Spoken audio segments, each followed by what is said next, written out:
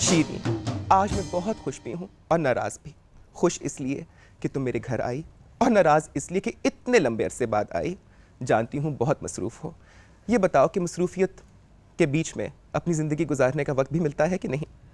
نہیں، کافی وقت مل جاتا ہے. آخر میں 2 بچے ہیں چھوٹے، ان کو وقت دینا ہوتا ہے، اپنے میاں کو کچھ ٹائم نکال کے دینا ہوتا ہے اور گھر کا خیال بھی رکھنا ہی ہوتا ہے. اچھا یہ بتاؤ کہ تم اتنی ویل ایجوکیٹڈ ہو، ویل ریڈ ہو، ویل ٹریولڈ ہو، سب کچھ ہے، آلو گوشت بھی پکا لیتی ہو کہ نہیں؟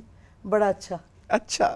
ہاں، نہ صرف آلو گوشت بلکہ مجھے بڑا فخر ہے کہ میں اپنے کچن کو خود سنبھالتی ہوں، اور جب ہم انٹرٹین بھی کرتے ہیں، چاہے 5 لوگ ہوں چاہے 50 لوگ ہوں، کیٹرنگ میں کبھی نہیں کراتی، میں خود سب کچھ پکاتی ہوں. Oh, how nice! That deserves a big bag.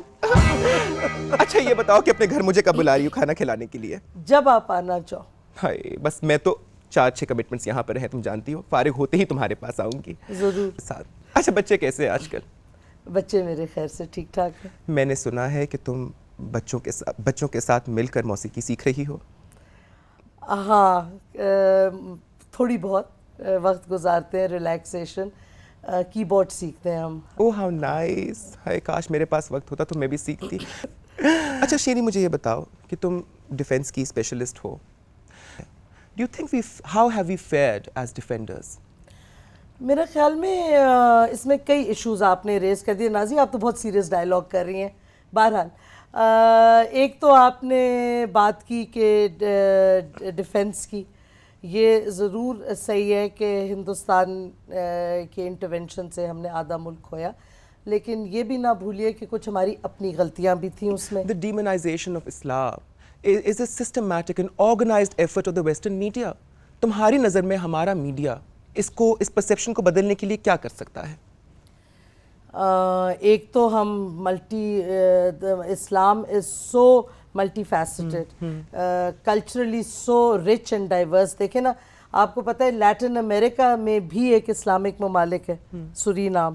لیٹن امریکہ سے لے کے ساؤتھ ایسٹ ایشیا تک اسلام از دا ریلیجن. اور کتنے ڈائیورس کلچرز ہیں، کتنی رچنس ہے ان کلچرز کی. ہمیں اپنے کلچر کی اور باقی اسلامک کلچرز کی ڈائیورسٹی اور رچنس دکھانی چاہیے، جس کے لیے ہمیں اپنے کلچر کو اون اپ کرنا ہوگا. آئی تھنک ہماری پوزیشن بڑی اسٹریٹجکلی امپورٹنٹ ہے، کیونکہ ہم ایک تو کراس روڈز پہ ہیں between West Asia and South Asia. دوسرا ہم فرنٹ لائن اسٹیٹ ہیں ان دا وار آن ٹیرر. ہماری بڑی اسٹریٹجک لوکیشن ہے. Then again we are the only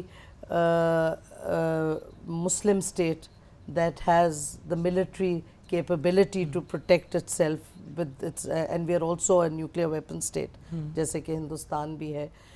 تو میرے خیال میں ہمارا بڑا کرٹیکل امپورٹنس ہے، اور ہمیں بلکہ we should see this as a source of strength, not as a source of weakness, because we are critical. ہم ایک critical player اب ہیں international scenario میں. With a name like yours, you should be in the National Assembly. I mean, with all the Lagaris, Mazaris, Zardaris, Safaris. When do we get to see you in the National Assembly? Not for a long time. آپ لغاریز اور مزاریز اور ان کی بات کر رہے ہیں، تو national assembly میں اگر کوئی آئے ہیں تو وہ ایک فیوڈل سسٹم سے آئے ہیں. My branch of the Mazaris is always opposed feudalism. اور میرا خیال میں نیشنل اسمبلی کے علاوہ بھی انسان کافی کچھ کنٹریبیوٹ کر سکتا ہے. That is so true, and you're doing that, and you're doing I so hope well so. at that, really, really. Can you shed some light on the Kargil ہاں، episode? میری فائنڈنگ تو یہی نکلی تھی کارگل کی بک میں کہ پہلی بات تو ٹائمنگ غلط تھی. پھر ہمارے ملک نے، جب آپ ایسی کوئی چیز کر رہے ہیں تو آپ کو ریپرکشنز دیکھنے چاہیے، ڈپلومیٹک اور political. We were not prepared diplomatically, politically. لیکن جو مجھے سب سے انٹرسٹنگ بات یہ پتہ چلی کہ contrary to the popular assumption, ہمارے اس وقت کے پرائم منسٹر صاحب کو شروع سے he was in on what was happening. اچھا. بالکل. ان کی میٹنگز کے ڈیٹس وغیرہ میری کتاب میں ہیں، وhere he was briefed.